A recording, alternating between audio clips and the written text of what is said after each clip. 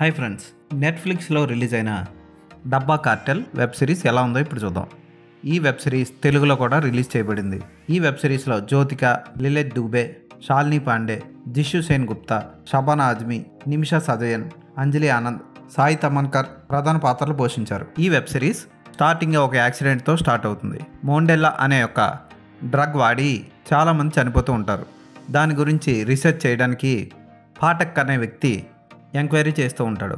అతనికి lady officer సాయం చేస్తూ ఉంటుంది. అలాగే ఫిస్కో అనే కంపెనీ ఈ డ్రగ్ తయారు చేస్తుందని వీళ్ళ రీసెర్చ్లో తెలుస్తుంది. దాని వెనక శంకర్ అనే ఒక వ్యక్తి, ఆ కంపెనీకి చెందిన వ్యక్తి ఉన్నాడని తెలుసుకుంటారు. ఇదంతా ఒక సైడ్ జరుగుతుంటే మరొక సైడు డబ్బాలో ఫుడ్ సర్వ్ చేసే ఒక టీం మిఠాయి అనే డ్రగ్ని తయారు చేసి అమ్ముతూ ఉంటారు. అసలు ఈ మిఠాయి అనే డ్రగ్ని అమ్ముతున్న ఆ డబ్బా కార్టెల్ ఎవరిది, ఆ కార్టెల్లో పనిచేస్తున్న ఆడవాళ్ళందరూ అసలు ఆ కార్టెల్లోకి ఎలా చేరారు, వాళ్ళు ఎదుర్కొన్న సవాళ్ళు ఏంటి, చివరికి వాళ్ళ జీవితాలు ఎలా ముగిసాయి అన్నది ఈ వెబ్ సిరీస్లో చూపిస్తారు. సమాజంలో స్త్రీలు ఎప్పుడూ భర్తలకు సాయం చేయాలనుకుని, వాళ్ళ కష్టాల్లో పాలు పంచుకోవాలనుకుంటూ, వాళ్ళకు తోచిన సాయం చేయాలనుకుంటూ కొంతమంది పని చేస్తూ ఉంటారు, కొంతమంది జాబులు చేస్తూ ఉంటారు.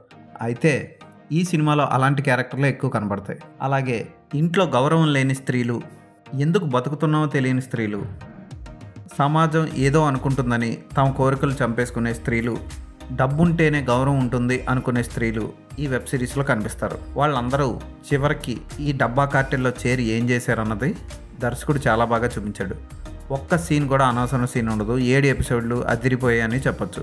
శాలిని పాండే, జ్యోతిక, షబానా ఆజ్మీ, అంజలి ఆనంద్, నిమిషా సజయన్ వాళ్ళ పాత్రలతో ఆకట్టుకుంటారు.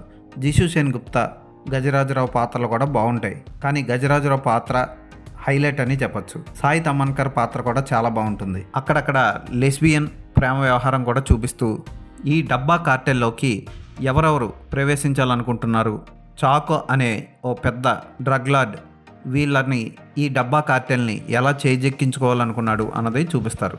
సునీల్ గ్రోవర్ చాకో అనే డ్రగ్ లార్డ్ పాత్రను పోషించాడు. ఆ పాత్ర సైలెంట్గానే ఉంటూ భయంకరమైన వైలెన్స్ని పండిస్తుంది. క్లైమాక్స్ పార్ట్ మొత్తం, లాస్ట్ ఎపిసోడ్ మొత్తం చాలా ఎమోషనల్గా ముగుస్తుంది. అంటే సీజన్ 2 ఉంది అని ఇండికేషన్ ఇచ్చాడు దర్శకుడు. ఫోటోగ్రఫీ అదిరిపోతుంది, బ్యాక్గ్రౌండ్ మ్యూజిక్ బాగుంటుంది.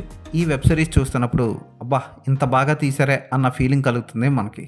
తెలుగు డబ్బింగ్ బాగుంది, డైలాగ్స్ అన్నీ బాగా కుదిరే కూడా. షబానా ఆజ్మీ పాత్ర హైలైట్ అని చెప్పొచ్చు. తన కోడల్ని కిడ్నాప్ చేసి బెదిరించినందుకు రివెంజ్తో పిల్లనికి ఆమె ఇచ్చే జలక్ కదిరిపోతుంది. శాలిని పాండే గృహిణిగా చాలా బాగా చేసింది. క్లైమాక్స్లో రక్తంతో తడిచిన చీరని ఆమె ఉతికే సన్నివేశం బాగుంటుంది. కానీ అంత రక్తం పడిపోయింది ఆ చీర మీద అన్న ఫీలింగ్ కలుగుతుంది ఆ రక్తం చూస్తే, నీటిలో పారుతున్న రక్తం చూస్తే. అలాగే అంజలి ఆనంద్ పాత్ర చాలా బాగుంటుంది. బొద్దుగా, ముద్దుగా, లావుగా, క్యూట్గా ఉంటుంది చూడడానికి. సాయి తమన్కర్కి అంజలి ఆనంద్కి మధ్య వచ్చే లెస్బియన్ లవ్ స్టోరీ ఓకే అనిపిస్తుంది. ఎక్కడ హద్దులు దాటలేదు, అసభ్యకర సన్నివేశాలు ఒక్కటి కూడా లేవు. కుటుంబంతో కలిసి వెబ్ సిరీస్ని చూడొచ్చు. గజరాజురావు ఓ సింగ్ ద్వారా నిజం రాబట్టడం కోసం కష్టపడే సన్నివేశం ఆకట్టుకుంటుంది. నిమిషా సజయన్ పని మనిషిగా ఉంటూ నిమిషా సజయన్ డ్రగ్ని మొత్తం నీళ్ళలో కలిపేసే సన్నివేశంలో చాలా బాగా చేసింది.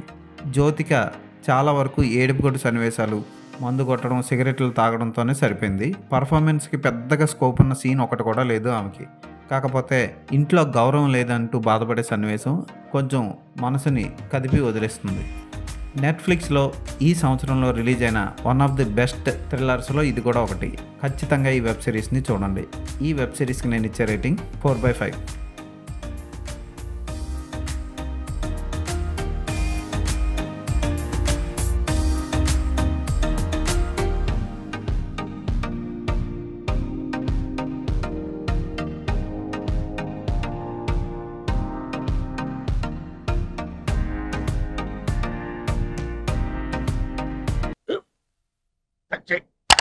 మన స్కూల్ బెంచ్ లాగా ఎంత గట్టిగా ఉందోరా. కొట్రా, కొట్టు, పర్లేదు, కొట్టు. అబ్బా చైన్ పెట్టేసింది బాబాయ్. ఏంటి నువ్వు కొడతావా? కమా బీట్ మీ యార్. వద్దు బాబాయ్. వాడిని నేను కొట్టడం లేదమ్మా, వాడినే నన్ను కొట్టమంటున్నాను. నువ్వేం కంగారు పడక్కర్లేదు. అడుగుతావేంటి?